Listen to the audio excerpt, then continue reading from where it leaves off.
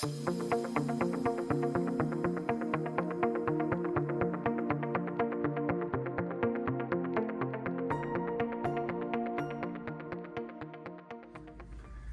afternoon, GRAR members. This is Scott West. I'm sitting here in our fancy GRAR studio with fellow director Jason Carpenter. Jason is the designated broker at Keller Williams GR East and is in your final year, correct? Final and fourth year, yes. Final and fourth year as a GRAR director. Mm-hmm. Jason and I basically the entire time have shared that path. We've been on the board the exact same amount of time, and thank you for your service. Tell me a little bit about your role at KW and your role at GRAR. I always say at KW, Monday mornings and Friday afternoons are not my own. As one of the large brokers in town, I have over 200 agents that I'm responsible for, and Monday mornings and Friday afternoons are when things go haywire in our business. Isn't that weird? I tend to block off Monday morning meetings and Friday afternoons to expect the phone to ring. At GRAR, that large broker seat is held by two of the top 6 brokers at GRAR, and we do hold an election. It's not just an appointment, so those 6 brokers get together and we hold an election of who's going to sit for, I believe it's a 3 and 2 year term. They kind of alternate. So, and so I inherited the spot from Jim Faze when he passed. So I felt like I had some very big shoes to fill walking into that role. And but you've done well. Everybody let me know that walking in that door, but they were also very welcoming too. And so, but yeah, it's been a fun ride. Don't take it lightly, and look forward to the engagement every month with my fellow board members. So. I can't remember a meeting where Jason wasn't completely prepared, ready to engage.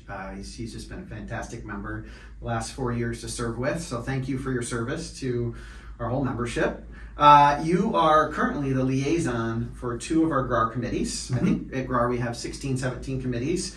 We divide those up amongst the directors, and some will serve on 1, some will serve on 2, depending on the frequency of those visits. Currently, your role is the liaison of the Safety Committee and the West Michigan Regional Forums Committee. Is that correct? Correct. And for safety, it's a quarterly meeting.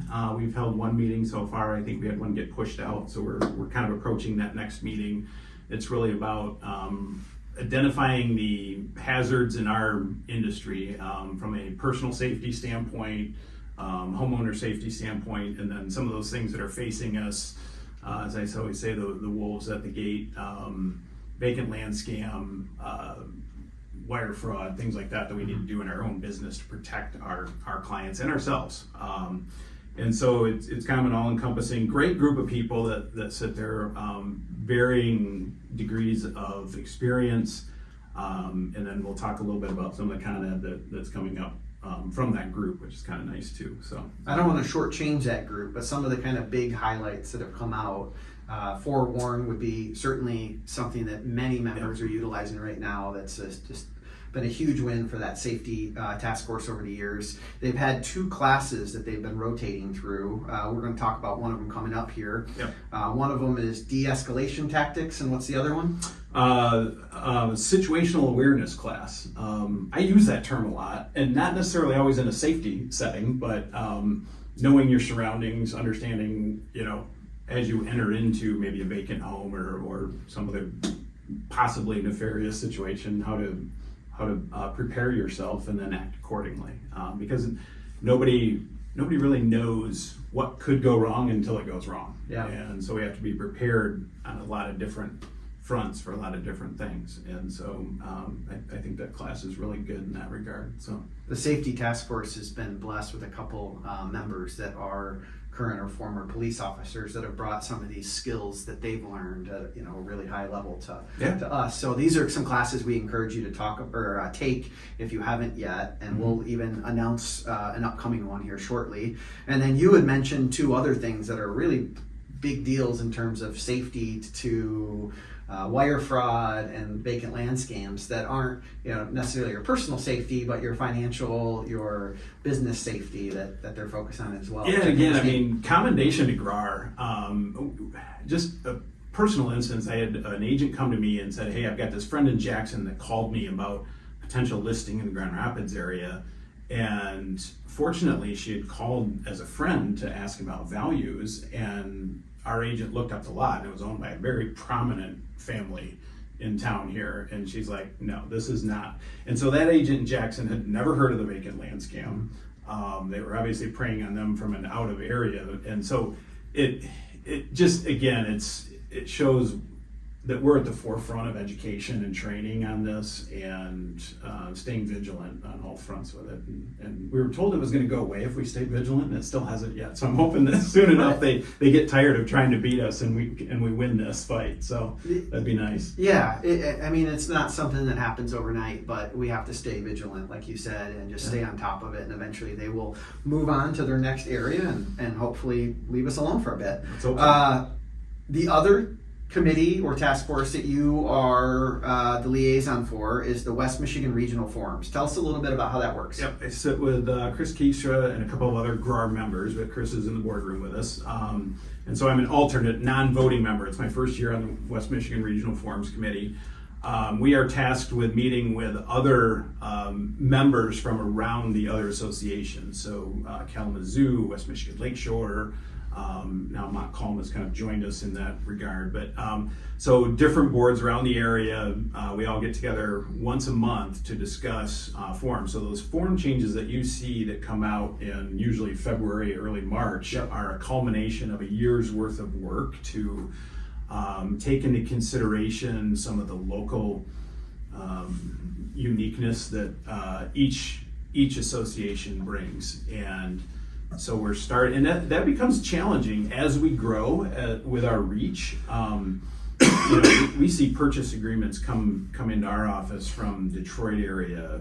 We have agents doing business in the UP. And so we're kind of in this global information society where you don't have to be a neighborhood realtor anymore in your own farm area to be successful. But it presents some challenges when it comes to, yes, we're still governed by Michigan contract law, but everything else is what's been done over the past 100 years in that little town or that certain association area. And so each culmination of that purchase agreement becomes a little more difficult as we grow. And so it's lively group, it's highly intelligent group. I talk about paying attention and being prepared for meetings. Yeah. You have to. And obviously last year we were tasked with changing some forms in a monumental way from a industry impact. Industry impact. And so, and those discussions that happened early were very interesting because you had a lot of different schools of thought of how that was supposed to go and what the interpretation of that was. And so I think we're in a good spot with that now. And so the changes you saw this year on the purchase agreement were fairly minimal. But we'll continue to evaluate those, and there's few things coming down the pipe that will make us pay attention again and maybe tweak the way we do business a little bit. So it's good to keep an eye out for those changes though as they come around. So I think from a membership perspective, one of the things that's really stuck out to me is it's not just GRAR creating forms. We certainly have our own individual forms, but we are working at a much broader level with the entire region to try to all get on the same page with forms. And that's a huge task. Yeah. And we've come a really long way over the years, but the vision, the goal, the end game would be everybody's using the same forms with the same language, so that when you travel to Allegan or when you travel to Big Rapids or wherever it is, we're all on the same page with how things are written out. I applaud you guys for your efforts because I know that is a tough one to navigate through. Yep. So regional forums are your other liaison. Mm-hmm. We're going to talk about something that we discussed today and actually voted on.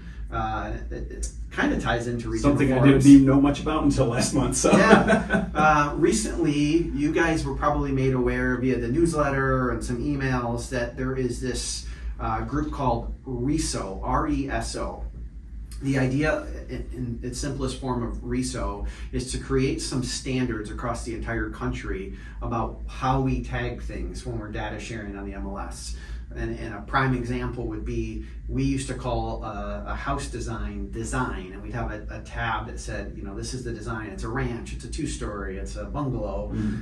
RESO has their own standards, and our goal is to kind of start to get in line with what RESO says, so that if you were going to show a house in Detroit or you were going to show a house in Traverse City, we're all using the same standards. So we just adopted a few minor changes today to get in line with those RESO standards, and we did a number of them last month as well. There's a little pain when you go through an experience like that, because you start to get used to your filter and where you find it and what it looks like. But the end game is to start to get larger groups all marching to the same beat. Yep. Yeah, and the challenge behind that is even regionally, you and I may not agree on what a ranch is, or bi-level or multi-level, and so and not to make light of that, but in Minnesota, a ranch is called a rambler, and so I have buyers that call me from Minnesota and go, I'm looking for a rambler, and I'm like, well, the Dodge dealership's down the street, so it's always going to be a challenge, but again, if we're in that global information society, the more standardized we can get, I think it's a good thing, and it's going to be for the better. So the closer we would be to maybe one unified state MLS, and these are just sort of a little pain to get to a much bigger game steps that we're taking here. Jason, the other day we had a GRAR event here called Shark Tank that we've been doing for a number of years. Tell us a little bit about what their objective was this year, and maybe how it was different from years past, and then what the board has decided to do with that. So I unfortunately wasn't able to attend, and I was really bummed. My schedule didn't allow it, because I love the show Shark Tank, and I wanted to be there. I was envious that you guys got to sit in that shark position too, as officers of GRAR, and so Mark Cuban, it's pretty powerful. I was truly envious that I couldn't be there. But they were tasked with one of the challenges that we're seeing, and especially in the salesperson's role, is the election numbers for the board of directors. Voter turnout is low. 7% to be specific, on average. And so they were tasked, and how many groups were there? Was it? There were 3 groups. 3 groups, and so they were tasked to come up with a pitch to the Sharks to enhance or grow voter participation. And they came up with 7 points of light, if you will, of things that GRAR as a body could be doing to encourage and promote the members to vote for that salesperson seat on the board of directors. And so a lot came out of that discussion. A lot, and we had a healthy discussion on it today. That discussion went in a couple different directions, and has even got us thinking about some other ways to improve the election process. Yeah. But with that being said, there were, as you said, 7 sort of highlights that came out of it, and we just had a vote to implement those for our next election. Right. So we're pretty excited about that. We'll see if we can get from 7 to hopefully 15 or 20% turnout would be really significant and exciting. Yeah. Moving on, yesterday we had the YPN's annual cornhole tournament. It was a fundraiser for RPAC. They were actually able to raise, I think, close to $3,000 for our RPAC goal, which is a lofty goal. I think we're supposed to raise $111,000 this year, so significant. So thank you for YPN to put that effort on. That whole event is really, really fun. I've been going to it now for 4 years. I had mentioned last month that maybe this is my year to win the tourney. Sad to say, it is not my year. I was on DraftKings, and I took the odds, and I bet on you, and unfortunately, sorry, not going home with the money. So I was knocked out again. This isn't my year, but maybe next year I'll report back. So thanks again, and I want to give a quick congratulations to the winners. They were actually the team that knocked me out in the, I believe, the semifinals. Amanda Sanderson and Joe Dissinger fought their way back from a first-round loss and ended up winning the entire tournament in a double elimination.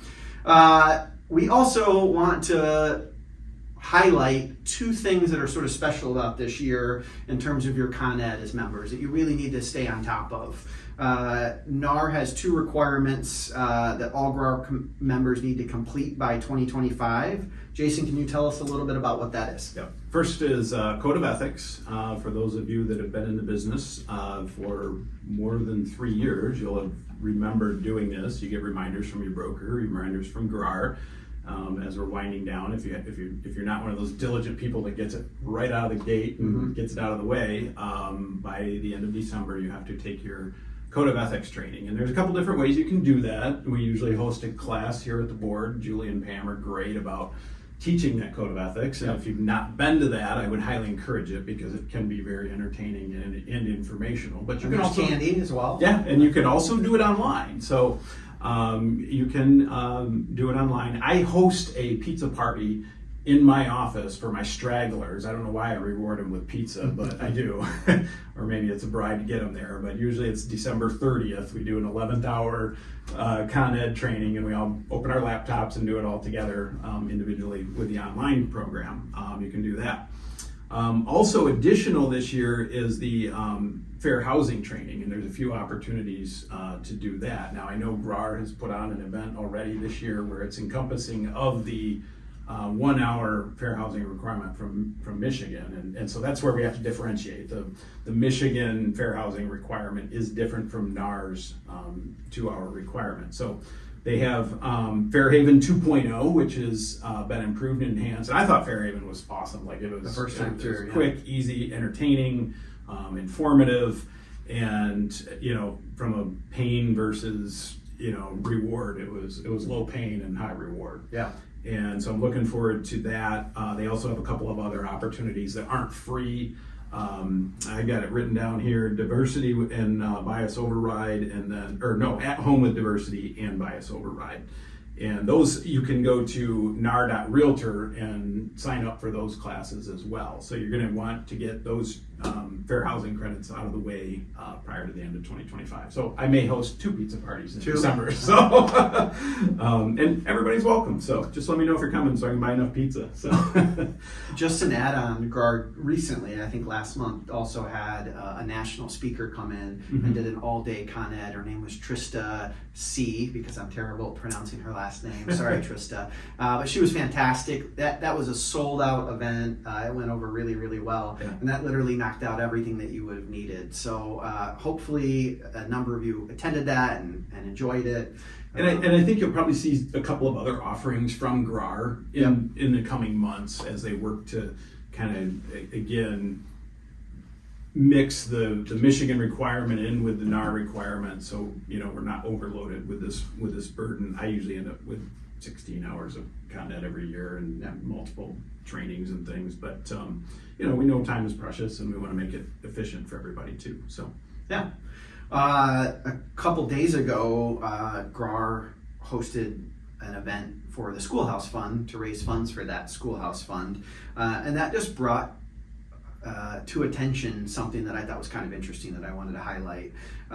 When we were at NAR last year, we heard a stat that realtors amongst their community volunteer at a rate of about 67%. So 2 out of 3 realtors are volunteering in their community. And then national stats support that somewhere around 24% of the general public volunteers. So we're doing pretty good. We're doing pretty good. Almost a 3-to-1 ratio. We've got realtors out there in their communities volunteering, and I think GRAR falls in line with that. We've got something like Schoolhouse Fund. We've got our Crisis Fund. That's like a true charity that we are donating and making an impact in our community, which I love to highlight that over and over. Jason, we've got a couple events coming up.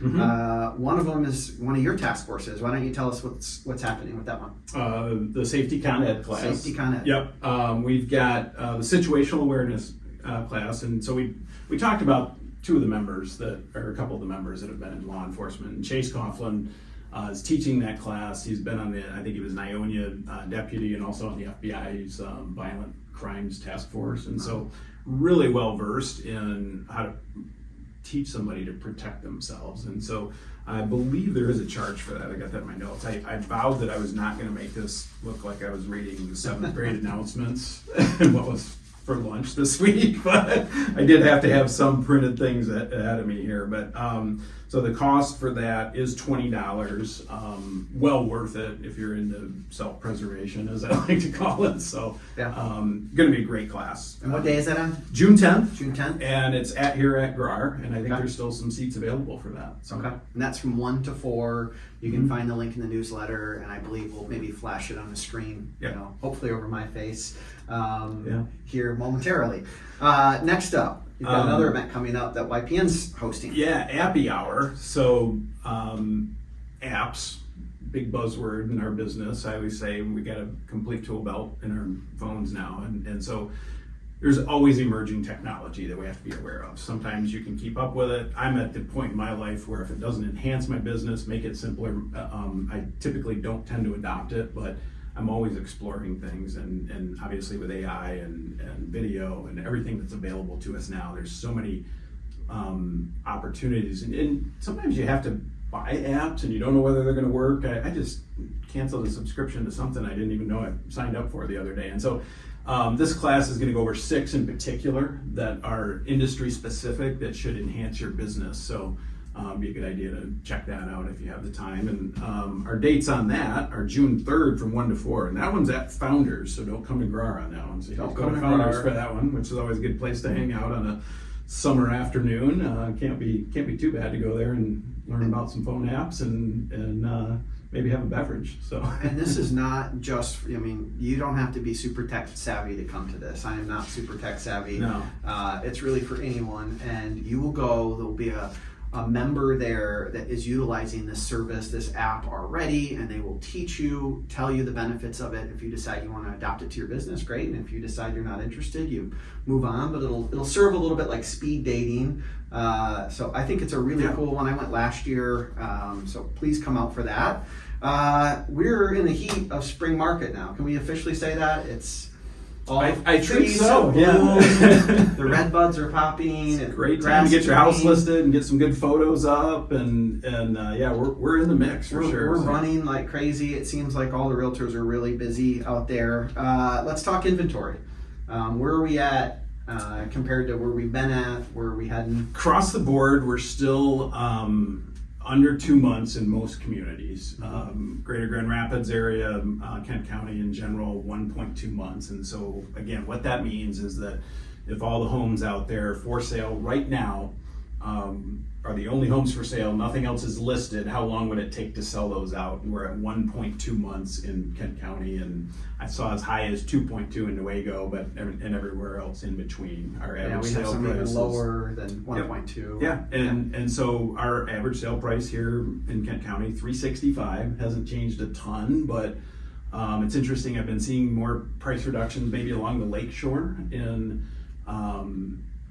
what I would call your statistical mean homes, not necessarily your lakefront, waterfront homes in Spring Lake or Lake Michigan, but I've been seeing some price reductions over there where here I'm not. And so it'd be an interesting kind of dive into that too, to see where their prices are heading in days on market. And so, we're right in the mix of it. I don't see that we're going to have a huge influx of inventory this spring.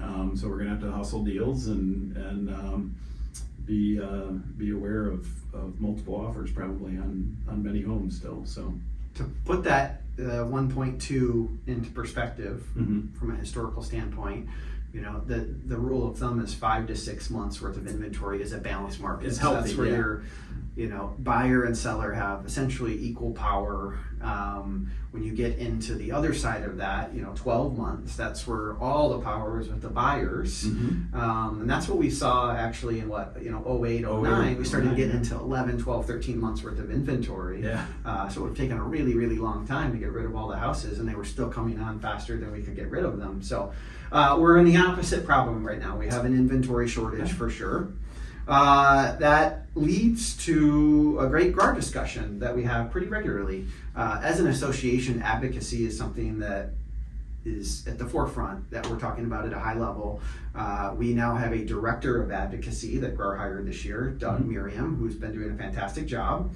And we have an entire committee, the Government Affairs Committee, that's dedicated to keeping track of what's happening in terms of that. Something sort of I would call it a highlight to report on is GRAR has been working with the city of Lowell on adding ADUs. What do you know what an ADU is? Accessory dwelling unit. Look at this guy, he's so smart. So they are working on getting Lowell to approve and have offered their services to help get that through ADUs moving forward, which are just going to help with inventory, help with affordability, some of the issues that we've been faced with. We're working with all the municipalities in the area on ways that we can improve inventory and keep home affordability in line. That kind of sums up everything that we went over at our board meeting today. Yeah. It was a lively discussion. It was efficient, but very detailed too. But it didn't drag on, so we got out on time today, which was great. Good time, Can't always say that. Yep. Jason, 4 years on the board. Yes. Give me your thoughts. What was the experience like? Well, I surprised you at all? No, I've really enjoyed the past 4 years, 3.5, I guess now. Tom Izzo, somebody who you and I both probably admire with our Michigan State ties. I would border on love. I love him. One thing I've heard him say over and over again is leave it better than you found it. And I think that's a big challenge for someone in my shoes because we weren't broke when I stepped in. We were in a good spot. I told you I had big shoes to fill. And so when you look at where we've been with the NAR settlement, some of these things that have come down the pike in the past 3 to 4 years, always looking at, again, fraud prevention, AI coming into play. I think the big thing for me is that it's not an insider circle per se, but you get exposed to every aspect of this business at a high level. And the good, the bad, and the ugly. And so for us to sit in that room, make decisions for our board, and the other thing that I learned is that our board is fantastic. Like GRAR is far and away in a much better spot with engagement from our members, to financial, fiscal responsibility, leadership from the staff, than a lot of risk aversion. Yeah, everything, top to bottom, in a much better space than a lot of the other boards across the country. And when you get involved with NAR and do some of this national networking and learning experiences, I think you learn very quickly what a value we have here. So that's one takeaway. But yeah, did I do my part to leave it better than I found it? I would say yeah, and I think we're in a good spot, and I can walk away at the end of December knowing that I did that, and that our leadership's in a good place to move forward with it. So yeah, well, thank you for your service. It is. I don't think everybody realizes it's a big commitment. It is. I don't know about you, but I probably spend 2 days leading up to the meeting reading through all of the notes that we get from every single committee that's out there, every single proposal that we have to study that, think about what our position is, and still be open enough to growing when you get into the meeting, when you hear other perspectives. But it's a lot, and then you mix that in with some of the other services that we provide. The listening aspect of it is always tough, especially for somebody in a leadership role. You're used to being the voice, not necessarily using your ears as much.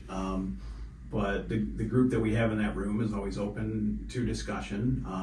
I was a dissenting vote today on a proposal that everybody else voted yes on, but you have to have that courage to speak up and kind of stay with your convictions. And then, having that large broker seat is unique in that for a company your size versus the one that I'm in charge of, 2 different perspectives, and sometimes that comes into the discussion. And so we've got a good group and a good representation of all the brokerages in town in that what room membership as well. looks like. Yeah, and that's important. So yeah. Well, again, thank you for your service. Absolutely. That's all we've got for you today, GRAR. Thanks for tuning in, whoever you are. We appreciate you guys and your clicks and views.